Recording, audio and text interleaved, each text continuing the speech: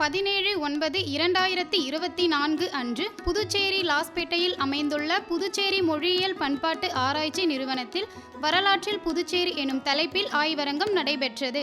இந்நிகழ்வினை கலை, பண்பாடு மற்றும் குடிமைப்பொருள் வழங்கல் மற்றும் நுகர்வோர் விவகாரங்கள் துறை அமைச்சர் மாண்புமிகு PRN திருமுருகன் அவர்கள் மற்றும் கலை பண்பாட்டு துறை இயக்குனர் திரு வி. கலியபெருமாள் அவர்கள் கலந்து கொண்டு ஆய்வரங்கு நிகழ்ச்சியை தொடங்கி வைத்தனர்.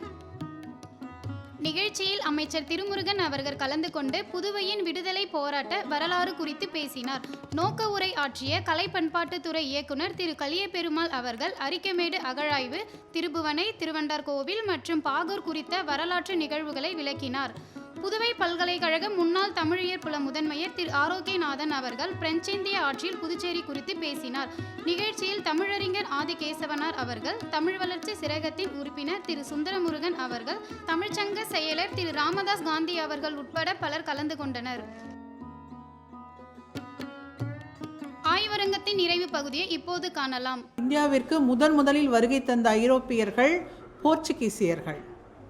அவர்களைத் தொடர்ந்து டேனிஷ்காரர்களும் டச்சுக்காரர்களும் இங்கு வருகை தந்தனர். அப்படி வருகை தந்த ஐரோப்பியர்கள் பலரும் புதுச்சேரிக்கு வந்திருக்கின்றார்கள். வரைபடம் வரையக்கூடியவர்கள், நூல் குறிப்புகளை எழுதக்கூடியவர்கள், பயணிகள் என்று பலரும் இங்கு வருகை தந்து மிகவும் தொன்மையான நம்முடைய புதுச்சேரியை தங்களுடைய நூல் குறிப்புகளிலே பொலேஷீர் என்றும், புதுஷெய்ரா என்றும், புலசேரே என்றும், பொலேசேர் என்றும் பல்வேறு வகையாக சுட்டியிருக்கின்றனர். 1673ஆம் ஆண்டு பிப்ரவரி மாதத்தில் பிரெஞ்சுக்காரர்கள் புதுச்சேரிக்கு வருகை புரிந்தனர் வணிகத்திற்காக. ஏனென்றால் பிஜப்பூர் அரசரினுடைய கவர்னராக இருந்த ஷேர்கான் மோதி என்பவர் புதுச்சேரியில் தங்கி இவர்களை வணிகம் செய்ய வருமாறு அழைக்கின்றார். அப்படி அழைப்பு விடுகின்ற போது இந்த புதுச்சேரி நகரம் வாணிகத்திற்கு ஏற்ற நகரம்தானா, இங்கு நாம் வாணிகத்தை செய்யலாமா என்பதை அறிந்து கொள்வதற்காக பிரான்சுவா மர்த்தேன் அவரை ஒரு அதிகாரியை அனுப்புகின்றார். அவர் இங்கு பார்த்து புதுச்சேரி மிகுந்த ஒரு வளம் நிறைந்ததாகவும் நெசவு தொழிலிலே மிகவும் சிறப்பு உற்றிருக்கின்றது. இங்கு பல்வேறு ஆடை வகைகள் தயாரிக்கப்பட்டு உலகங்களில் பல பாகங்களுக்கு அது ஏற்றுமதி செய்யப்படுகிறது என்பதையும், அரிசி, வெடிமருந்து போன்றவைகளெல்லாம் இங்கு கிடைப்பதையெல்லாம் அவர் உறுதி செய்து தன்னுடைய மேலிடத்துக்கு அனுப்புகின்றார். அதன் பின்னால் தான் அவர்கள் இந்த தலத்தை தேர்ந்தெடுத்து இங்கு வருகை புரிகின்றார்கள். அப்படி முதல் கவர்னராக பொறுப்பேற்ற பிரான்சுவா மர்த்தேன் அவர் வெளியூர்களிலிருந்தும் பல்வேறு நெசவாளர்களை, சாயம் தோய்ப்பவர்கள் மற்றுமுள்ள உப தொழிலாளிகளை எல்லாம் இங்கே புதுச்சேரியில் குடியமர்த்துகின்றார். அது மட்டுமல்ல, நவாபுகள் காலத்திலே ஆற்காட்டு நவாபுகள் அங்கு ஆட்சி செய்து கொண்டிருக்கிற போது வடநாட்டிலிருந்து மராட்டியர்கள் படையெடுத்து வருகின்றார்கள். அப்படி வருகின்ற போது அந்த நவாபுகள் தங்களுடைய மனைவியர், குடும்பத்தார், உற்றார்கள் இவர்களெல்லாம் பெரும் கூட்டமாக படைகளோடு இங்கு அடைக்கலம் புகுகின்றார்கள். அப்படி இங்கு அடைக்கலம் புகுந்து அந்த இஸ்லாமியர்களும் இங்கு தங்குகின்றார்கள். எனவே இந்த மாநிலம் கிறிஸ்தவர்கள், இஸ்லாமியர்கள் மற்றும் தமிழர்களாகிய இந்துக்கள் என்று இவர்கள் அனைவரும் ஒன்று சேர்ந்திருக்கக்கூடிய ஒரு இடமாக இருந்திருக்கின்றது. அப்படி இருக்கின்ற போது இந்த பல்வேறுபட்ட இனம், மொழி, கலாச்சாரங்கள் இவற்றிற்கு ஏற்ப இங்கு பல்வேறு திருவிழாக்கள் கொண்டாடப்பட்டு வந்திருக்கின்றன. அது குறித்த ஒரு கட்டுரை தான் என்னுடைய கட்டுரையாக இருக்கின்றது. பிரெஞ்சியர் ஆட்சியில் புதுச்சேரி விழாக்கள் என்பதுதான் அது. எனவே இந்து மத விழாக்கள், கிறிஸ்தவ விழாக்கள், இஸ்லாமிய விழாக்கள் என்று அனைத்தும் இங்கு கொண்டாடப்பட்டு வந்திருக்கின்றன. இந்து மத விழாக்கள் என்று பார்க்கிற போது வேதபுரீஸ்வரர் உற்சவம், இன்று இருக்கக்கூடிய மாதா கோவிலிலே அந்த பெரிய கோவில் இருக்கக்கூடிய அங்கு வேதபுரி ஈஸ்வரர் ஆலயம் இருந்திருக்கின்றது. இது 12ஆம் நூற்றாண்டை சார்ந்தது என்று ஆராய்ச்சியாளர்கள் கூறுகின்றார்கள். இந்த ஆலயத்தில் ஈஸ்வரனுக்கு ரத உற்சவ விழா என்பது அன்றைக்கு கொண்டாடப்பட்டு வந்திருக்கின்றது. எனவே இது ஒரு முக்கியமான விழாவாக இருப்பதை நாம் பார்க்கின்றோம். அதுபோல பாரி வேட்டை என்கின்ற விழா, நாமெல்லாம் இன்று அது கேள்விப்படவில்லை. இது அன்றைக்கு வெகு விமர்சையாக கொண்டாடப்பட்டு வந்திருக்கின்றது பாரி வேட்டை திருவிழா. பரி என்று சொன்னால் குதிரை என்று பொருள். குதிரையின் மீதேறி வேட்டைக்கு செல்வது என்ற பொருளில் அந்த விழா கொண்டாடப்பட்டது. அந்த பரி வேட்டை என்பதுதான் பாரி வேட்டை என்று நாளடைவிலே மருவி வழங்கி வந்திருக்கின்றது. இது என்ன இதனுடைய தாற்பயம் என்று சொன்னால், ஈஸ்வரனும் உமா மகேஸ்வரியும் பார்வதியும் குதிரையின் மீது ஏறி சென்று நரகாசுரனை வதம் செய்வதாக இது குறிக்கின்றது. அதாவது தீமையை அழிப்பவன் இறைவன் என்ற உட்பொருளை சொல்லுவதாக இந்த விழா கொண்டாடப்பட்டு வந்திருக்கிறது, பாரி வேட்டை திருவிழா. இது இன்றைக்கு நம்முடைய இன்று இருக்கக்கூடிய வேதபுரீஸ்வரர் ஈஸ்வரன் கோவிலிலே விஜயதசமி நவராத்திரி விழாவினுடைய ஒரு பகுதியாக இந்த பாரி வேட்டை நடத்தப்படுகின்றது. எனவே வன்னி மரக்கிளையில் கட்டப்பட்டிருக்கின்ற ஒரு வாழை மரம், அந்த வாழை மரத்தை மகிஷாசுரனாக பாவித்து அதை வில் அம்பு கொண்டு வீழ்த்துகின்ற ஒரு விழா, சடங்கினுடைய ஒரு பகுதி இன்றைக்கும் நிகழ்கின்றது. அந்த வானரப்பேட்டை பகுதியிலே கோவில் தோட்டத்து மண்டபத்து அருகிலே அங்கேயும் இந்த விழா நடந்ததாக குறிப்புகள் இருக்கின்றன. இன்றும் திருக்காலத்தீஸ்வரர் கோவிலிலே பிரம்மோற்சவம் கொண்டாடுகிற போது இந்த விழாவை கொண்டாடி வருகின்றார்கள். எனவே இந்த பாரி வேட்டை என்கிற திருவிழா மக்களால் மிக சிறப்பாக கொண்டாடப்பட்ட விழாவாக இருந்திருக்கின்றது. அடுத்து அக்கினி திருவிழா என்று ஒரு திருவிழா கொண்டாடப்பட்டு வந்திருக்கிறது. இது தை மாதத்தில் கொண்டாடப்பட்ட திருவிழா. இதனை இன்று மக்கள் தீமிதி திருவிழா என்று கூறுகின்றார்கள். இன்றைக்கு இருக்கக்கூடிய பாரதிதாசன் அரசினர் மகளிர் கல்லூரியினுடைய வடக்கு புறத்திலே இருக்கக்கூடிய அக்ரஹார பகுதி, அந்தணர்கள் பிராமணர்கள் வசிக்கக்கூடிய அக்ரஹார பகுதியும் அதனை அடுத்து ஒரு சத்திர மண்டபமும் இருந்திருக்கின்றது. இன்றைக்கு அது இல்லை. ஆனால் அன்றைக்கு பிரெஞ்சியர் ஆட்சியிலே அங்கு ஒரு மண்டபமும் இருந்திருக்கின்றது. அந்த இடத்திற்கு பெயர் திருவேங்கடபுரம். பாரதிதாசன் கல்லூரிக்கு வடக்கு புறத்தில் இருக்கக்கூடிய அந்த அக்ரஹார பகுதிக்கு திருவேங்கடபுரம் என்பது பெயர். அந்த அக்ரஹாரத்திலே 1741 இந்த அக்னி திருவிழா நடந்ததாகவும், அந்த விழாவிற்கு குடும்பத்தோடு நம்முடைய ஆனந்தரங்கம் பிள்ளை அவர்கள் சென்றிருந்ததாகவும் அவர் தம்முடைய நாட்குறிப்பிலே எழுதுகின்றார். அதுபோல நாமெல்லாம் இன்றைக்கும் விமர்சையாக கொண்டாடக்கூடிய தீபாவளி திருவிழா, அதுவும் மக்களாலே கொண்டாடப்பட்டு வந்திருக்கிறது. அந்த தீபாவளியை அதுவரித்த குறிப்புகளையும் அவர் எழுதுகின்றார். 12/10/1746 இன்றைய நாள் இரவிலிருந்து இந்த தீபாவளி பண்டிகை துவங்குகிறது என்று ஆனந்தரங்கம் பிள்ளை தன்னுடைய குறிப்பிலே சுட்டுகின்றார். அதற்கு அடுத்த நாள் அமாவாசை. எனவே அந்த அமாவாசை தினத்தையும் கொண்டாடுகின்ற வழக்கம் அன்று தொட்டே நம்மிடம் இருந்து வந்திருக்கிறது என்பதையும் நாம் பார்க்கின்றோம். அதுபோல நாட்டு கார்த்திகை, அதாவது கார்த்திகை மாதம் கொண்டாடுகின்ற வழக்கம். அப்பொழுது சொக்கப்பனையை எரித்து கொளுத்தி விளையாடுகின்ற அந்த நிலையும் வழக்கமும் இருந்திருக்கிறது என்று நாம் பார்க்கின்றோம். எனவே இந்த நாட்டு கார்த்திகை விழாவும் சிறப்பாக கொண்டாடப்பட்டு வந்திருக்கிறது. அதுபோல சித்ரா பௌர்ணமி பண்டிகை, இது மக்களாலே மிக சிறப்பாக கொண்டாடப்பட்டது. இந்த விழா நடக்கின்ற காலத்திலே புதுச்சேரியில் இருக்கக்கூடிய ஜவுளி கடைகள், மற்ற கடைகள் எல்லாமே அடைக்கப்பட்டிருந்ததாம். அதை பார்த்துவிட்டு கவர்னருடைய மனைவி ஏன் திடீரென்று இன்றைக்கு கடைகள் எல்லாம் இல்லை என்று கேட்டதாகவும், ஒருவேளை நாங்கள் ஏதாவது இந்த ஜவுளிக்காரர்களுக்கு பணம் கொடுக்க வேண்டுமா என்று அவர் விசாரித்ததாகவும், அப்பொழுது அந்த ஜவுளிக்காரர்கள் இல்லை, இன்றைக்கு இந்த ஊரே மிக சிறப்பாக கொண்டாடக்கூடிய விழா இந்த சித்ரா பௌர்ணமி விழா, எனவே நாங்கள் இன்று கடைகளை திறக்க மாட்டோம் என்று சொன்னதாகவும் குறிப்புகள் காணப்படுகின்றன. அதுபோல விஜயதசமி நவராத்திரி பண்டிகைகள், இதுவும் மிக சிறப்பாக கொண்டாடப்பட்ட ஒரு விழாவாக இருக்கிறது. ஆனால் இன்றைக்கும் அன்றைக்கும் கொண்டாடப்பட்டதற்கு ஒரு சிறு வேறுபாடு என்னவென்று சொன்னால், சித்ரா பௌர்ணமி நாளை போலவே இந்த விஜயதசமி திருநாளில் ஒரு நல்ல காரியத்தை செய்ய வேண்டும், அன்றைக்கு ஏதாவது ஒரு நல்ல காரியத்தை செய்துவிட்டு இந்த விழா கொண்டாட வேண்டும் என்கின்ற மரபை தமிழர்கள் பின்பற்றி இருக்கின்றார்கள்.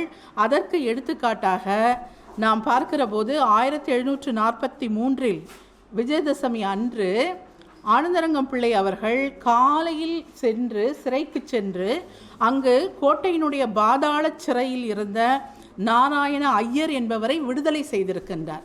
ஏனென்றால் இன்றைக்கு ஒரு நல்ல நாள், இந்த நல்ல நாளிலே ஒரு நல்ல காரியத்தை செய்ய வேண்டும் என்பதற்காக சிறை கைதிகளை விடுவிக்கின்ற பழக்கம் அந்த திருநாளிலே இருந்திருக்கின்றது என்பதை நாம் அறிகின்றோம். அதுபோல பெருமாள் ரதம், புதுவையில் இருக்கக்கூடிய வரதராஜ பெருமாள் கோவில், இந்த கோவிலிலே இறைவனை ஊர்வலமாக கொண்டு வந்து விழா கொண்டாடுகின்ற வழக்கம் இருந்திருக்கின்றது. அப்படி ஒரு முறை கொண்டாடுகின்ற போது 1746 அந்த வரதராஜ பெருமாள் நயினார் வீதியின் வழியாக வலம் வருகின்றார். அப்படி வருகின்ற போது அந்த ரதத்தினுடைய மேற்கூரை அங்கே இருக்கக்கூடிய குடையானது சாய்ந்து கீழே விழுந்ததாம். வழியிலே போகக்கூடிய ஒரு தென்னை மரத்திலே அடிபட்டு அது விழுகின்ற பொழுது மக்கள் எல்லாம் ஓடி சென்று அதை தாங்கி விட்டார்களாம். என்றாலும் கூட அவர்களிடையே ஒரு அச்சம் வந்துவிட்டது.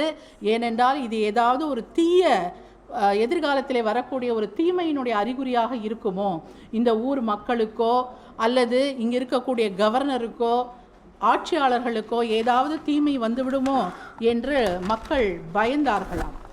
இப்படிப்பட்ட இந்த விழாவாக அது இருந்திருக்கின்றது. அதுபோல கிருஷ்ண ஜெயந்தி, கிருஷ்ணருடைய பிறந்த நாள் இன்றைக்கு நாம் கொண்டாடுவது போலவே அன்றைக்கும் கொண்டாடி இருக்கின்றார்கள்.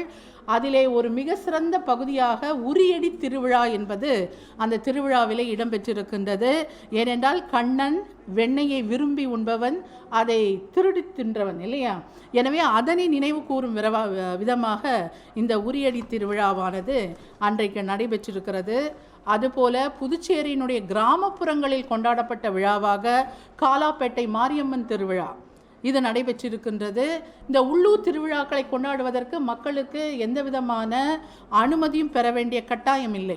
ஆனால் இந்த காலாப்பேட்டை தொகுதியிலே இந்த மாரியம்மன் திருவிழா ஒன்று நடைபெற்ற பொழுது அங்கு ஒரு கொலை நடந்ததாகவும், எனவே கவர்னர் அதற்கு உத்தரவு கொடுக்காமல் இருந்தார் என்றும், அப்பொழுது அந்த ஊர் ஜனங்கள் எல்லாம் சென்று மக்கள் எல்லாம் சென்று ஆனந்தரங்கம் பிள்ளை அவரிடம் சொல்லி அவர் கவர்னரிடம் அந்த விண்ணப்பம் செய்து இந்த மக்கள் அந்த மாரியம்மன் திருவிழாவை கொண்டாடினார்கள் என்கின்ற குறிப்பும் அவரது நாட்குறிப்பிலே காணப்படுகிறது. அடுத்து மிக சிறப்பாக கொண்டாடப்பட்ட ஒன்று வில்லியனூர் ரத உற்சவம். வில்லியனூரில் இருக்கக்கூடிய, அதாவது 1746 ஜூன் 3 இது மிக சிறப்பாக நடைபெற்ற குறிப்பு இருக்கின்றது. அப்பொழுது பார்த்தீர்களானால் இங்கே புதுச்சேரியிலிருந்து அத்தனை மக்களும் வில்லியனூருக்கு சென்று விடுவார்களாம். இங்கு நகரத்திலே ஒரு சில முதியவர்களை தவிர வேறு எவரும் இருக்க மாட்டார்கள்.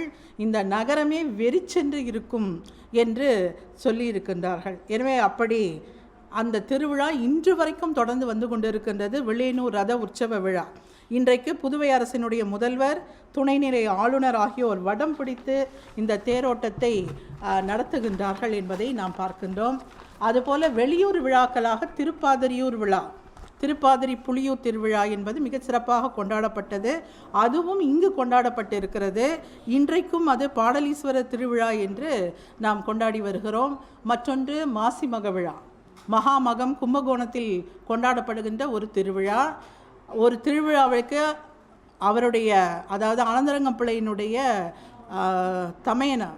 தம்பி அவர்கள், திருவேங்கட பிள்ளை அவர்கள் அந்த கும்பகோணத்திற்கே சென்று அந்த மகாமக விழாவிலே கலந்து கொண்டு வந்தாராம்.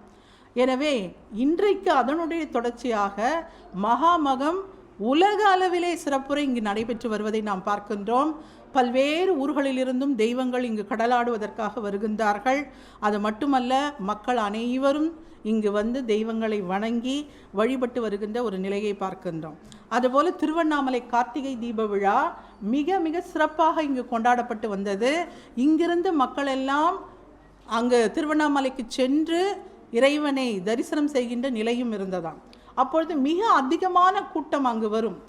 எனவே அப்பொழுது மராட்டிய மன்னர்களிலே அதனுடைய தளபதியாக இருந்த பத்தே சிங் என்பவன் என்ன செய்கின்றான் என்று சொன்னால், இந்த திருவண்ணாமலை கூட்டத்துக்கு வருகின்ற பக்தர்கள் மிகுந்த பணமும் பொருளும் வைத்திருப்பார்கள்.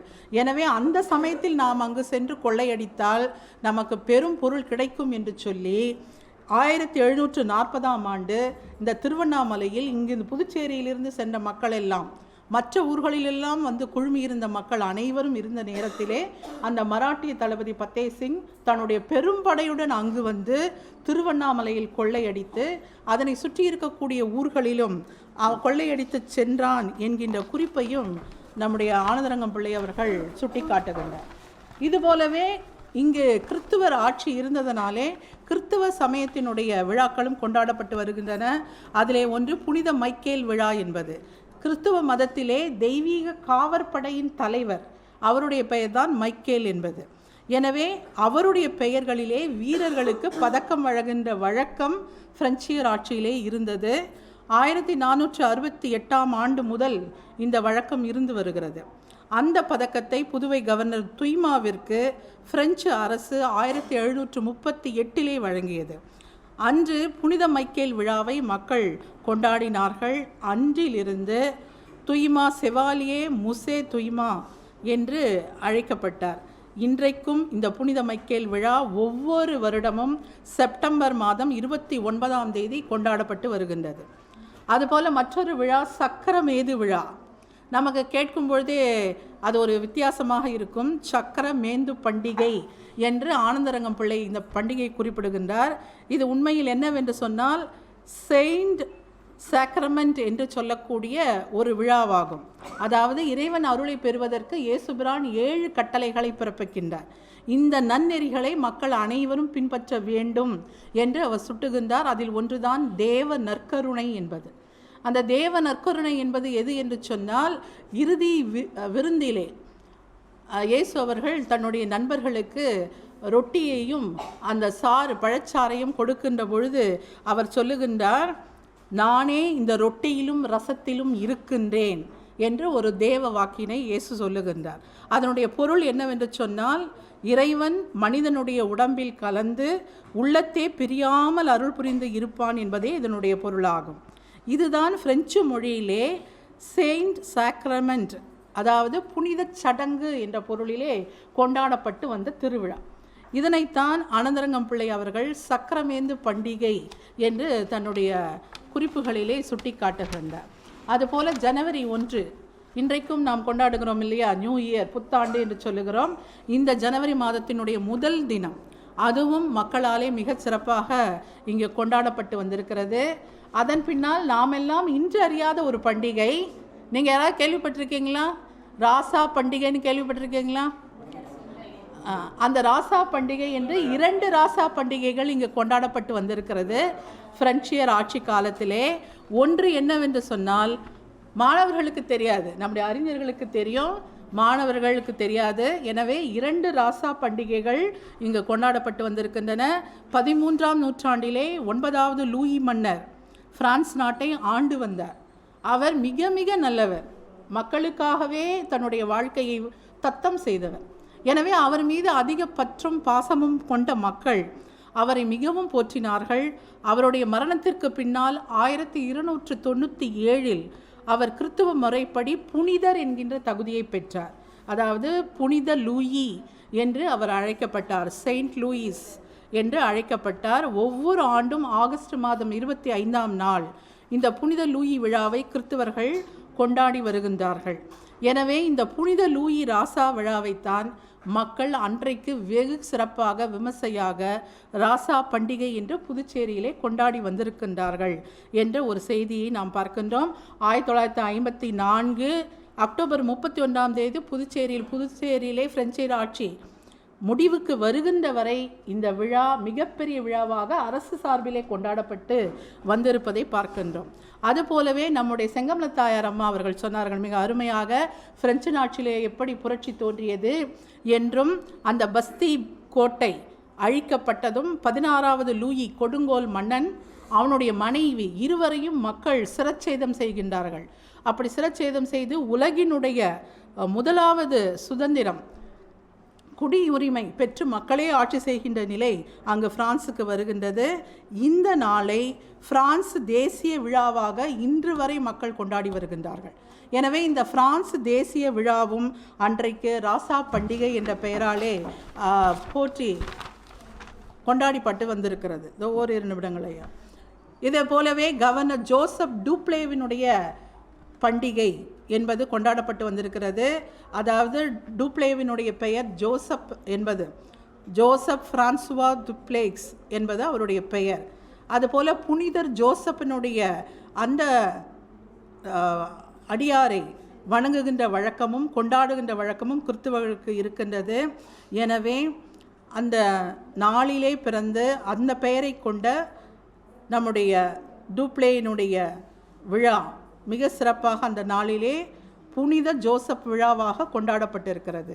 அதே போல் மதாம் டூப்ளே அவர்களினுடைய பெயரிலேயும் ஒரு பண்டிகை. ஏனென்றால் பிரெஞ்சு அந்த மரபிலே ஆண் குழந்தைகளுக்கு ஜான் என்றும் பெண் குழந்தைகளுக்கு ஜென்னி என்றும் பெயர்.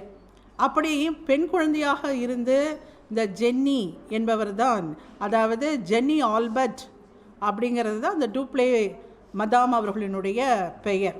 எனவே 1746 ஜூன் 24 தேதி அதிலிருந்து புனித ஜான் விழா கொண்டாட்டங்கள் நடைபெற்று வருகின்றன. அந்த விழாவில் அந்த புனிதரின் பெயரை தாங்கிய டூப்ளே மனைவியின் விழாவாக மக்கள் அதை கொண்டாடி வந்திருக்கின்றார்கள் என்பதை பார்க்கின்றோம். அதுபோல் அரியாங்குப்பத்தில் இருக்கக்கூடிய மாதா கோவில் திருவிழா, எப்படி இந்துக்கள் இங்கு 10 நாள் திருவிழா கொண்டாடுவார்களோ அதை பார்க்கின்ற கிறிஸ்தவர்கள் தாங்களும் அது போன்ற விழாவை கொண்டாட வேண்டும் என்று கருதி 10 நாள் மாதா கோவில் திருவிழாவை நடத்திய செய்தியையும் நாம் பார்க்கின்றோம்.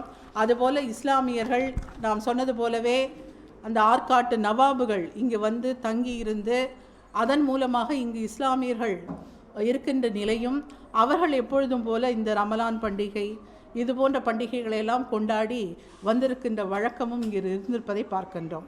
எனவே காலமாக தொன்று தொட்டு இங்கு பல்வேறு திருவிழாக்கள் இந்து சமயம், கிறிஸ்தவ சமயம், இஸ்லாமிய சமயம் என்று அனைத்து மக்களாலும் கொண்டாடப்பட்டு வந்திருக்கிறது என்பதை நாம் அறிந்து கொள்ள வேண்டும். அதே சமயம் இவர்களிடையே ஒரு காழ்ப்புணர்வும் இருந்திருக்கின்றது. அதனுடைய உச்சமாக ஒன்றை சொல்லி நான் நிறைவு செய்கின்றேன். அதனுடைய உச்சமாக வேதபுரீஸ்வரர் ஆலயத்திலே அன்றைக்கு அதை இந்துக்களை பிடிக்காதவர்கள் ஒரு சுரை குடுக்கையிலே நரகல்லை கரைத்து அதை அந்த கோவிலுக்குள்ளே பின்புறமாக குதித்து சென்று, ஏனென்றால் அங்கு முறையான சுற்றுச்சுவர் இல்லை. அப்பொழுது உள்ளே சென்று அங்கே இருக்கக்கூடிய சிவலிங்கம், அதுபோலவே நந்தி, இன்ன பிற தெய்வங்களின் மீது அவற்றையெல்லாம் வீசிவிட்டு சென்றார்கள் என்றும், இப்படி ஒரு நரகல்லை வீசுகின்ற அளவுக்கு மக்களிடையே ஒரு காழ்ப்புணர்வு அன்று பிற மதத்தினரிடம் இருந்திருக்கிறது என்பதையும் நாம் பார்க்கின்றோம். என்றாலும் இவற்றையெல்லாம் கடந்து அன்றைக்கு மக்கள் மிக மிக மகிழ்ச்சியாக இந்த திருவிழாக்களை கொண்டாடி வந்திருக்கின்றார்கள்.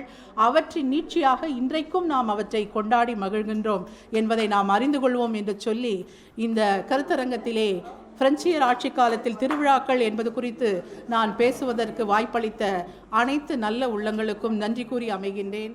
நன்றி, வணக்கம். வரலாற்றில் புதுச்சேரி என்ற தலைப்பில் நான் எடுத்துக்கொண்ட தலைப்பு தூய்ப்ளேக்ஸ். புதுச்சேரி வரலாறு என்றாலே பல்வேறு சூழ்ச்சிகள், பல்வேறு வஞ்சகங்கள் என்று சொல்லக்கூடிய அந்த அரசியல் சாடல்கள் நிறைந்த கிட்டத்தட்ட ஒரு 350 காலம் போராட்டத்தின் அடிப்படையில் 1954 விடுதலை பெற்ற ஒரு மாநிலமாக மாறியது. 1600 ஏனென்றால் 1497 வணிகத்தளம் நிறுவுவதற்காக இந்தியா வந்த மேலை நாட்டினர்கள், அதில் இருக்க சொல்லப்படக்கூடிய போர்த்துகீசியர்கள், டச்சுக்காரர்கள், டேனிஷ்காரர்கள், பிரெஞ்சுக்காரர்கள், ஆங்கிலேயர்கள் என்று சொல்லப்பட்ட அத்தனை மேலை நாட்டு ஐரோப்பியர்கள் 1497 இந்தியா வருகின்றனர், வணிகத்தளம் நிறுவுகின்றனர்.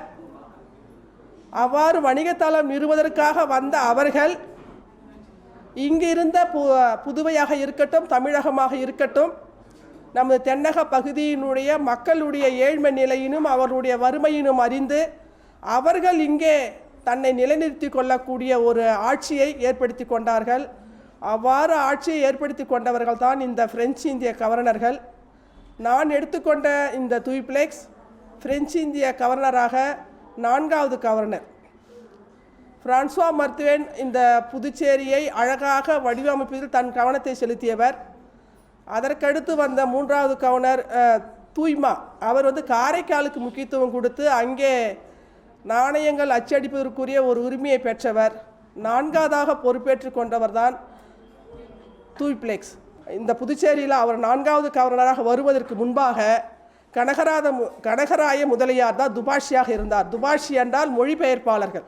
ஏன்னா அவர்கள் பிரெஞ்சு மொழியை கற்று வேற்று மொழிகளை கற்று வந்து இந்த நம்மளுடைய தமிழ் தேசத்தில் ஆட்சி செய்த ஆட்சியாளர்கள். அவர்களுடைய மொழியை பெயர்த்து தரக்கூடிய துபாஷியாக வேலை செய்தவர் கனகராய முதலியார். அவர் பிரெஞ்சு அரசோடு சேர்ந்திருந்த ஒருவராக இருந்தார். இந்த நமக்கு சொல்லப்படுகின்ற ஆனந்தரங்க பிள்ளை என்பவர்தான். அவர் தூய்பிளெக்ஸ் 13 ஆண்டு காலம் இந்த பிரெஞ்சு அரசாங்கத்தில் கவர்னராக அதிக ஆண்டுகள். ஏனென்றால் அதனால தான் அவர் கிங் மேக்கர், தென்னிந்தியாவின் கிங் மேக்கர் என்று குறிப்பிடுகின்றார்கள். 13 ஆண்டு காலம் ஆட்சியில் இருந்தார். அவருக்கு நடத்தப்பட்ட சூழ்ச்சிகளும் வஞ்சகங்களும் தான் அவர் வருத்தம் அடையக்கூடிய ஒரு நிலையிலும் அவர் மீண்டும் நீங்கள் பிரான்ஸுக்கு திரும்பி வாங்கள் என்று பிரெஞ்சு அரசு அழைத்துக் கொள்கிறது. அந்த ஒரு மனவேதனையோடு தான் இந்த புதுவை ஏற்று அவர் வெளியேறுகிறார். அப்படி வெளியேறும் போது அந்த நோய்வாயிலே அவர் இறந்துப்படுவதாக அந்த வரலாறு சொல்கிறது. அதில் நீங்கள் பார்த்தீங்கன்னா பிரெஞ்சு அரசாங்கத்தில் அவர் ஆளுநராக இருக்கும்போது தூய்பிளெக்ஸோடு தான் எல்லா செய்திகளையும் தன் பரிமாற்றம் செய்து கொள்வார். தூய்பிளெக்ஸ் தான் அவருக்கு நிறைய ஆலோசனர். ஆனால் தூய்பிளெக்ஸுக்கு அவர் சொல்லக்கூடிய கருத்துக்களை தூய்பிளெக்ஸுடைய மனைவி, ஏனென்றால் தூய்பிளெக்ஸ் தன்னுடைய 36 வயதில் தான் அந்த அம்மாவை மனம் ஜான் தூய்பிளெக்ஸு ஆக்சுவலாக அவங்க 2வது திருமணம் தான் செய்து கொள்வாங்க. ஏற்கனவே அந்த அம்மாவுக்கு 10 குழந்தைகள். வென்சான் என்று சொல்லப்படுகின்ற அந்த பிரெஞ்சு தூதருக்கான அந்த கணவரை இறந்த பிறகு அவர் ஒரு 35 வயசில் இறந்து விடுகிறார். இந்த அம்மாவுக்கு 36 வயது. 10 குழந்தைகளில் 6 குழந்தைகள் தான் இருக்கிறது. 4 குழந்தைகள் இறந்துபட்ட சூழலில் தூய்பிளெக்ஸ் அந்த பெண்ணை திருமணம் செய்து கொள்கிறார். அதன் பிறகு அந்த அரசியலில் பல்வேறு மாற்றங்கள், தூய்பிளெக்ஸினுடைய அத்தனை சமாச்சாரங்களை கவனித்து கொள்ளக்கூடிய ஒரு பெண்மணியாக ஜான் தூய்பிளெக்ஸ் இருக்கின்றார்கள். அந்த ஜான் தூய்பிளெக்ஸை பற்றி நீங்கள் குறிப்பு பார்க்க வேண்டும். இதையும் மிக சிறப்பாக ஆனந்தரங்கர் குறிப்பிட்டிருக்கிறார். இந்த செய்திகளை எல்லாம் நம்மளுடைய போற்றுதல் கூடிய மிகச்சிறந்த ஒரு நாவலாசிரியர் பிரபஞ்சன் அவர்கள் தன்னுடைய வானம் வசப்படும் என்ற புதினத்திலே, அது கற்பனையாக கூட இருக்கலாம், அல்லது அது கதையாக இருக்கலாம், நடந்த நிகழ்வுகளாக இருக்கலாம், அதை வாசிக்கின்றவர்களுக்கு மட்டுமே புரியும். ஜான் தூய்பிளெக்ஸை பற்றி மிக சிறப்பாக சொல்லியிருக்கின்றார். அந்த அம்மா எப்படி புதுச்சேரியில் ஆட்சி செய்தார்கள், தன்னுடைய கணவரை எப்படி அவர் வழி நடத்துகிறாருங்க. இதில் ஜான் தூய்பிளெக்ஸுக்கும் அந்த ஆனந்தரங்கருக்கும் நிகழ்த்தக்கூடிய பல்வேறு முரண்பாடுகள், அந்த முரண்பாடுகள்லாம் அவங்க ஏற்றுக்கவே மாட்டாங்க. தூய்பிளெக்ஸ் ரங்கப்பிள்ளை எது கூறினாலும் ஜான் ஏற்றுக்கொள்ள மாட்டார். ஆனால் தூய்பிளெக்ஸ் ரங்கப்பிள்ளையை ரொம்ப நம்பினார். இப்படிப்பட்ட ஒரு பெரிய அரசியல் வரலாறுகள் இருக்கக்கூடிய ஒரு காலகட்டத்தில் அவர் வாழ்ந்தது. அதில் நீங்கள் பார்த்தீர்கள் என்றால் அந்த அவங்களுடைய அந்த உரையாடல்கள் எல்லாம், ஏன்னா அந்த சூழ்ச்சியால் நாட்டை பிடிக்க வேண்டும் என்பதுதான் இவருடைய திட்டம். ஏனென்றால் இந்த இருக்கிற அத்தனை பகுதிகளையும் நாம் சேர்க்க வேண்டும், அதற்கு என்னெல்லாம் செய்ய வேண்டியோ அதை செய் என்று இவர் தூய்பிளெக்ஸ் சொல்கிறார். யாரிடம் என்றால் ஆனந்தரங்க பிள்ளையிடம். அதை அவர் தன்னுடைய குறிப்பிலே குறித்து வருகின்றார். ரங்கப்பிள்ளை, நீர் விரும்பினால் ஆங்கிலேயர் நம்மை வேவு பார்ப்பதிலிருந்து தடுக்க முடியும். புதுவைக்கு வெளியில் வசிக்கும் மக்கள் ஆங்கிலேயரிடம் வேலைக்கு போவதை தடுக்க முடியும் என்று திணைப்படி அதாவது என்னவென்றால், நீ நினைச்சினா இந்த மக்களை எல்லாம் நம்ம பக்கம் வர வச்சிட முடியும். அது மட்டுமல்ல, ஏனென்றால் அவருடைய அந்த லபுர் தொனே, அன்வரிதி கான், சந்தா சாஹிப்பு இவர்களோடெல்லாம் சந்து செய்வித்தவர் யார் என்றால் இந்த ஆனந்தரங்க பிள்ளை தான். அது மட்டுமல்ல, அந்த சூழ்ச்சிகளை எல்லாம் சொல்லி கொடுக்கின்ற ஆனந்தரங்க பிள்ளை மாபூசுகான் ஒரு இடத்துல பிரச்சனைக்குரியவனாக வரும்போது அந்த இடத்துல போய் பல்வேறு பரிசு பொருட்களை கொடுத்து மாபூசுகானை தனக்கு நட்பாக ஏற்படுத்தி கொள்ளக்கூடிய வேலையை செய்தவர் ரங்கப்பிள்ளை. ஏன்னா அவர் அனுப்பி வைக்கிறார், நீ இது ஒன்றால் தான் முடியும் என்று. இப்படிப்பட்ட பல்வேறு வரலாறுகள் சூழ்ந்த ஒரு சூழலில் 13 ஆண்டு காலம், அதிக ஆண்டு காலம் வாழ்ந்தவர். அப்படிப்பட்ட அவருக்கு பிரான்ஸு அவருக்கு என்ன அரசு குதிரை வீரன், ஏனென்றால் அவர் சந்திரநாகூரிலிருந்து அனுப்பும்போதே தான் குதிரை வீரன் என்ற ஒரு விருதை கொடுத்து அனுப்பி வைக்கிறது. அனுப்பி தான் நீ புதுவைக்கு போய் கவர்னராக ஆட்சி செய்ய வேண்டும் என்று. அவருடைய செயல்பாடுகள், நிர்வாக திறமை, ஏனென்றால் அவரை சொல்லும் போதே சொல்லுவாங்க ஆர்ச் மிக்கேல் என்று சொல்லக்கூடிய அந்த குதிரை வீரனுடைய அந்த சிறப்பு பெயர், பட்டப்பெயர் அவருக்கு கொடுத்து அனுப்பி வைக்கிறது. அதனால் அவர் என்ன சொல்லுவாங்க பார்த்தா, அவருடைய வரலாறு, தூய்பிளெக்ஸ் வரலாறு என்றாலே அவர் ஒரு ராஜதந்திரி, அரசியல் அறிவுடைய ஒரு ஞானி. அதில் பார்த்தீங்கன்னா, மலபார் கடலில் ஆங்கிலேயர்கள் கப்பல் ஒன்று கூட நிற்கக்கூடாது, வங்கக்கடலில் நமது கப்பல்கள் மட்டுமே ஆட்சி பண்ண வேண்டும் அப்படின்ற ஒரு பெரிய சுயநலக்காரர். அந்த சுயநலத்தினால் தான் புதுச்சேரி வரலாற்றில் அவருடைய இடம் இன்றைக்கு சிலை இருக்கிறது. ஐயா அவர்களுக்கு கூறினார்கள், அதுக்காக தான் அவர் சிலை அங்கே வச்சுக்கிறாங்க. அது உண்மை. ஏன்னா மற்றவங்களாம் ஓராண்டு காலம், அரை ஆண்டு காலம், 6 மாதங்கள் கவர்னராக இருந்து போயிட்டாங்க.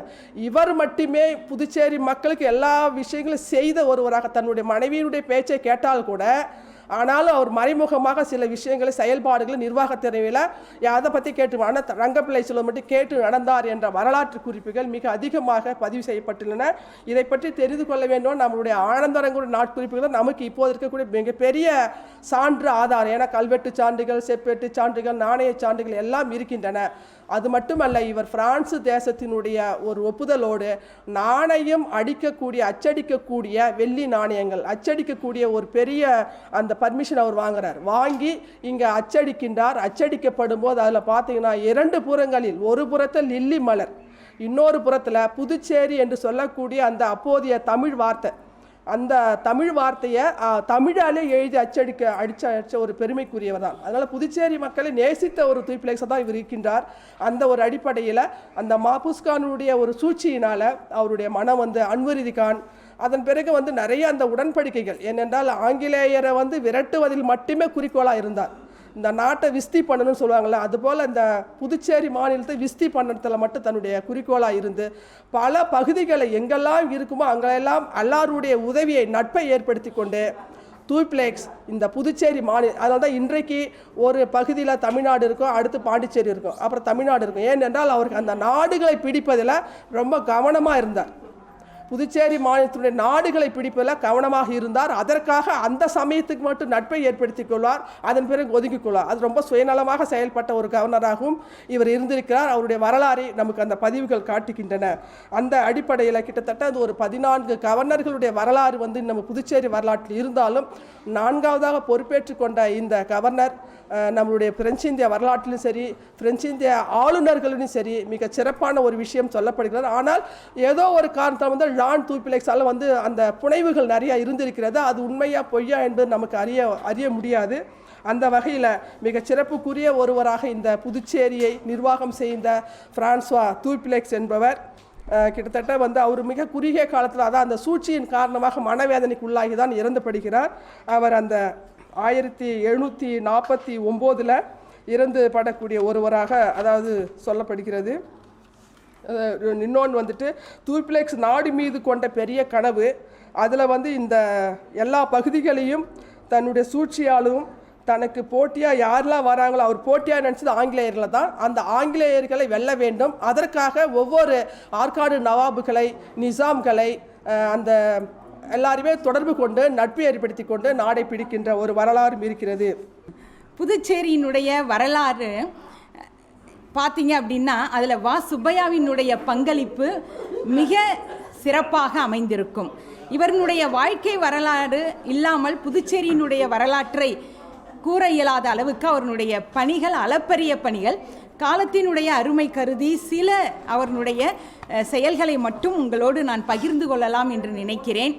நம்முடைய மக்கள் தலைவர் வா சுப்பையா அவர்கள் 1911 பிப்ரவரி 7ஆம் தேதி அன்று அவர் பிறந்தார். அவருடைய இயற்பெயர் கைலாச சுப்பையார். கைலாச சுப்பையா அவர்கள், அவருடைய தந்தையார் வரதராஜுலு மற்றும் அம்மா பங்காரு அம்மையார் அவர்கள்.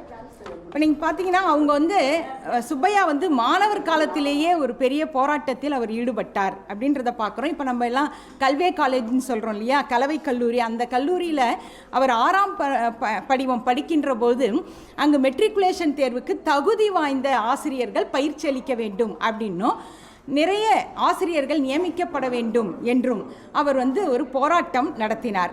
அந்த போராட்டம் மாணவர்கள்லாம் சேர்ந்து நடத்தும் போது உடனே பள்ளி நிர்வாகம் அவரை இடைநீக்கம் செய்து விடுகிறது, அவர் மற்றும் அவரோடு போராட்டத்தில் ஈடுபட்ட மாணவர்களை.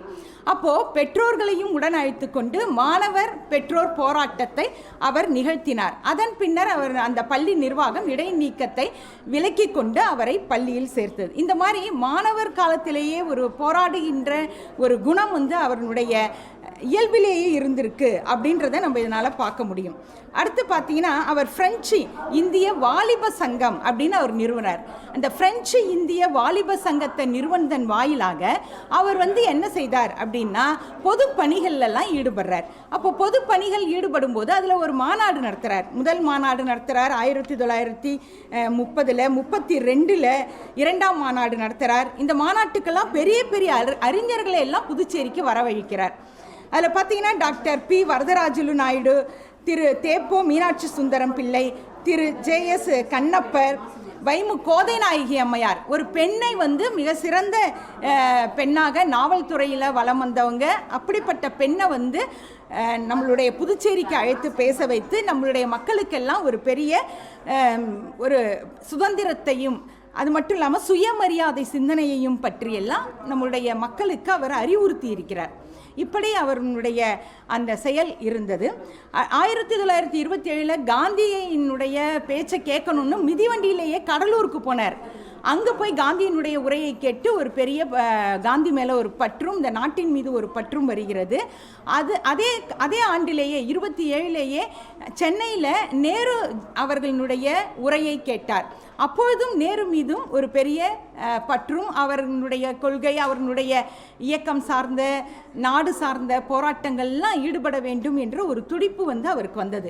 அதை வந்து அவருக்கு வாய்ப்பு கிடைக்கின்ற போது அதை வந்து நாம் வந்து இந்த மக்களுக்கு வழங்க வேண்டும் என்று அவர் துடித்தார். ஆனால் தான் 1934 மகாத்மா காந்தியடிகள் புதுச்சேரிக்கு வர அழைத்தார். அவர் வருவதாக தான் இருந்தது. சுற்றுப்பயணத்தில் அவர் நிதி திரட்டுவதற்காக வருகை புரிகின்ற ஒரு சூழல் இருந்தது. திடீர்னு வந்து புதுச்சேரிக்கு வர்றது ரத்து செய்யப்பட்டதாக கேள்விப்படுறார் சுப்பையா. உடனே குன்னூரில் இருக்கக்கூடிய நம்முடைய காந்திஜி அவர்களை சந்தித்து புதுச்சேரிக்கு அவசியம் நீங்கள் வரணும் அப்படின்னு அவரை கட்டாயப்படுத்தி அழைத்து கொண்டு வந்து ஒதியஞ்சாலையில் அவர் வந்து திடலில் பேச வைத்தார். அந்த பேச்சை வந்து தமிழில் ராஜாஜி அவர்கள் மொழிபெயர்த்து கொடுத்தார். இப்படி வந்து ஒரு பெரிய போராட்ட சுதந்திர வீரத்தை வந்து நம்முடைய மக்களுக்கெல்லாம் அவர் வழங்கினார் சுப்பையா அவர்கள். அப்புறம் பார்த்தீங்கன்னா சுதந்திரம் என்ற ஒரு மாத இதழை அவர் தொடங்கினார். அந்த மாத இதழ் வந்து ஒரு பெரிய அளவில் வந்து ஒரு வெற்றியை கண்டது. எப்படின்னு பார்த்தீங்கன்னா பர்மா, மலேசியா, இலங்கை, தென்னாப்பிரிக்கா போன்ற நாடுகளுக்கெல்லாம் அந்த இதழ் 8000 படிகளுக்கு மேலே வந்து அது வந்து பதிப்பிக்கப்பட்டு சென்ற ஒரு சூழல். ஆனால் அதை வந்து நிறுத்தணும் அப்படின்னு சொல்லிட்டு அதை வந்து நிறுத்துகிறாங்க. நிறுத்தும் போது திரும்ப இங்கேயே இருக்கவங்களுக்கு கொடுக்கலாம் அப்படின்னு சுதந்திரம் வந்து அந்த இதழ் வந்து தொடங்கப்பட்டு வார இதழாக தொடங்கப்படுது. எப்படி மாத இதழாக இருந்தது இதுதான் சுப்பையா. அடக்குமுறைக்கு பிறகு பார்த்தீங்கன்னா வார இதழை மாத்துறார். அப்போ நீங்கள் பார்த்தீங்கன்னா எவ்வளோ பெரிய அந்த போராட்ட குணமும் அந்த மக்களிடம் அது சென்று அடைய வேண்டும் என்ற துடிப்பும் அவருக்கு இருந்திருக்கு அப்படின்றத நம்ம நல்லா பார்க்கலாம். அவருடைய வாழ்க்கை வரலாற்றை மானுடம் போற்றும் மக்கள் தலைவர், மேனாள் அமைச்சர் ஆர் விஸ்வநாதன் எழுதியிருக்கார். நம்முடைய கலை இலக்கிய பெருமன்றத்தினுடைய செயலாளர் எல்லை சிவகுமார் ஐயா எழுதியிருக்காங்க. தாகூர் கலைக்கல்லூரி மேனாள் முதல்வர் நான் இளங்கோ ஐயா எழுதியிருக்கிறாங்க. நம்முடைய பாரதிதாசன் அருங்காட்சியகத்தின் பொறுப்பாளராக இருந்த நம்முடைய கனகராசு ஐயா அவர்கள் எழுதியிருக்காங்க. அதனால் நிறைய பேர் வந்து நம்முடைய மக்கள் தலைவர் வா சுப்பையாவை பற்றி நிறைய பேர் நூல்கள் எழுதியிருக்கிறாங்க. இப்படியெல்லாம் எழுதின எழுத்துக்கள் எவ்வளோ இருக்குது. ஆனால் அப்புறம் நம்முடைய பிரெஞ்சு இந்திய வரலாறு பற்றி சுப்பையாவே எழுதியிருக்கிறார். அதில் பார்த்தீங்கன்னாலும் அவ்வளோ குறிப்புகள் நமக்கு வந்து இந்த புதுச்சேரி வரலாற்றில் நடந்த நிகழ்வுகள் நம்மளுக்கு தெரியுது. அந்த மாதிரியான ஒரு பெரிய ஒரு வரலாறு. ஆனால் உங்களுக்கு நான் சிலதை மட்டும்தான் நான் இப்போ உங்களுக்கு வந்து கொடுக்குறேன். அதில் பார்த்தீங்கன்னா இன்னொரு முக்கியமான பகுதி வந்து நம்ம தொழிலாளர்கள் வந்து ஒரு பெரிய துன்புறுத்தலுக்கு ஆளானாங்க. 8 மணி நேரம் வேலை வேணும், கூலி உயர்வு வேணும், பெண்களுக்கு பிரசவ கால விடுப்பு வேணும் அப்படின்னு கேட்டு அவங்க வந்து போராடுறாங்க. அப்போ அது சவானா மில், ரோடியர் மில், கெப்லே ஆலைகள் இதெல்லாம் இருக்கக்கூடியவங்கெல்லாம் போராடுறாங்க. சவானா மில் தொழிலாளர்களுக்கும் பிரெஞ்சு இராணுவத்துக்கும் ஒரு போராட்டம் நடக்குது. அப்போ தான் அவங்க வந்து துப்பாக்கி சூடு நடத்தும் போது 12 தொழிலாளர்கள் வந்து பலியாகிறாங்க. இந்த நிகழ்வு வந்து நேருக்கு வந்து சென்றடைகிறது. அப்போ நேரு இங்கு வருகை புரிந்த போது இந்த நிகழ்வை குறிப்பிட்டு இப்படிலாம் இருக்கக்கூடாது, இதுக்காக நம்ம போராடணும் அப்படின்னு அவர் பேசுகிறார். பேசிட்டு மட்டும் போயிடல, சுப்பையாவுக்கு ஒரு வந்து ஆலோசனை வழங்குறார். என்ன வழங்குறாருன்னா, நீங்கள் போய் பிரான்ஸ்லேயே இருக்கக்கூடிய அந்த தொழிற்சங்க நிர்வாகிகளை சந்திங்க அப்படின்னு சொல்லிட்டு அனுப்பும்போது தன்னுடைய பரிந்துரை கடிதத்தையும் ஜவஹர்லால் நேரு வந்து சுப்பையாவுக்கு அனுப்பி வைக்கிறார். அப்போது ஒருத்தவங்களை வழி நடத்துவதோடு இல்லாமல் அப்படி உறுதுணையாக போயிருக்கிறாங்க பாருங்க அன்றைய தலைவர்கள். அதை வந்து சுப்பையா எப்படியோ கைப்பற்றிக்கிட்டு அதை வந்து நம்ம செய்யணும் அப்படின்ற அந்த துடிப்போடு ஜவஹர்லால் நேரு அவர்களுடைய அந்த கடிதத்தை எடுத்துக்கொண்டு பிரான்ஸுக்கு செல்கிறார். அங்கு சென்று அங்கு இருக்கக்கூடிய அந்த தொழிற்சங்க தலைவர்களை எல்லாம் சந்தித்து நிலையை கூறிய பிறகுதான் நம்முடைய குடியேற்ற நாடுகளில் தொழிலாளர்களுடைய சட்டத்தை வந்து மாற்றுறாங்க. அப்போ தான் 8 மணி நேர வேலை அப்படின்றது ஆசியா கண்டத்திலேயே நம்மளுடைய புதுச்சேரியில் தான் முதல் வந்தது. அதுக்கு சுப்பையா அவர்கள் உழைத்தது ஒரு பெரிய முக்கியத்துவம் வாய்ந்த புகழ்பெற்ற ஒன்றாக இருக்குது. இப்படி இந்த தொழிலாளர்களுக்காக போராடுகின்ற அந்த சமயத்திலேயே இந்த புதுச்சேரியினுடைய விடுதலைக்கும் போராடுகின்ற ஒரு தன்மையையும் அவர் இந்த சமூகத்தில் வளர்த்து கொண்டே இருந்தார். அப்புறம் நீங்கள் பார்த்தீங்கன்னா அவருடைய சிறைவாசம் ஒரு முக்கியமான நிலை. இப்படிப்பட்ட ஒரு போராளியை எப்படியாவது உள்ள பிடிச்சி போட்டு சிறை கொடுமைப்படுத்தணும் அப்படின்னு எல்லாரும் துடிப்பாங்க இல்லையா? அந்த துடிப்புனால நம்மளுடைய சுப்பையாவை ஏதாவது ஒரு காரணம் காட்டி அவரை சிறையில் வைத்த நிகழ்வு நடந்திருக்கு. எப்படிதான் இவர் இத்தனை ஆண்டு காலம் சிறையில் இருந்தாரோ அப்படின்னு அவருடைய வரலாறை படிக்கும்போது ரொம்ப மனசுக்கு வலியாக இருக்குது. நீங்க பார்த்தீங்கன்னா 3.5 ஆண்டுகளுக்கு மேலாக அவர் சிறைவாசத்தை அனுபவிச்சிருக்கிறார். அந்த கொஞ்சம் இடையில சிறை பிடிப்பாங்க, அப்புறம் ஆதாரம் இல்லை, சரியில்லை அப்படின்னு வெளியிடுவாங்க. அவங்களுடைய கொள்கைக்காகவே அந்நிய எல்லையில் நம்ம பிரவேசிக்கிறது தவறுன்னு திரும்ப அவர் கைது பண்ணுவாங்க. அப்புறம் நம்மளுடைய விடுதலை தலைவர்களுக்கு துணையாக இருந்தார் அப்படின்னு சொல்லி அவரை கைது பண்ணுவாங்க. இப்படி எப்பெல்லாம் வாய்ப்பு கிடைக்குதோ அப்பெல்லாம் அவர் சிறை கொடுமைப்படுத்தணும் அப்படின்னு சொல்லி இந்த பிரான்ஸும் இந்த பிரிட்டிஷ் அரசும் நிறைய வேலையை செஞ்சுருக்கிறாங்க. ஆனால் அப்படி போனார் இல்லையா, சிறையில் போனவர் சும்மா இருந்தாருன்னு நினச்சிடாதீங்க. அங்கேயும் தன்னுடைய பிரச்சாரத்தை அவர் செய்து கொண்டு தான் இருந்தார். அங்கே என்ன கொடுமை நடக்குதுன்னா, சிறை கைதிகளை கொடுமைப்படுத்துறாங்க. அதை தட்டி கேட்கிறார். அதுக்கு என்ன செய்யறாருன்னா உண்ணாவிரதம் அவர் மேற்கொள்கிறார். 19 நாட்கள் உண்ணாவிரதம் இருந்திருக்கிறார். அப்போ இந்த மாதிரியான எங்கு சென்றாலும், எங்கு அடிமைப்படுத்தினாலும், எங்கு முறைகேடு நடந்தாலும் அங்கே அதை தட்டி கேட்கணும் அப்படின்னு அந்த போராட்ட குணத்தினால அவர் அந்த செயலில் அவர் ஈடுபட்டு அப்படி அங்கேயும் சரின்னா குறைச்சி அந்த பிரிட்டிஷ் அரசாங்கமும் என்ன செய்யுதுன்னா அந்த கைதிகளை கொடுமைப்படுத்துவதை குறைத்து கொள்கிறார்கள். அதன் பிறகு இவர் வெளிவருகின்ற ஒரு சூழல் வெளிவர்றார். இந்த மாதிரிலாம் நடந்திருக்கு. அப்புறம் 1943 32 வயதில் தன்னுடைய மனைவியாக சரஸ்வதி அப்படின்றவங்கள அவர் திருமணம் செய்துக்கிறார். சரஸ்வதி அம்மையார் சுப்பையாவும் பார்த்தீங்கன்னா ரொம்ப இந்த சமூகத்தில் அவங்க முன்னேற்றத்துக்காக பாடுபட்டிருக்காங்க. சென்னை ராணி மேரி கல்லூரியில் இன்டர்மீடியட் படித்து கொண்டிருந்த போது அவங்கள அவர் திருமணம் செய்து கொள்கிறார். இந்த மாதிரியான ஒரு நிலையில் அவர்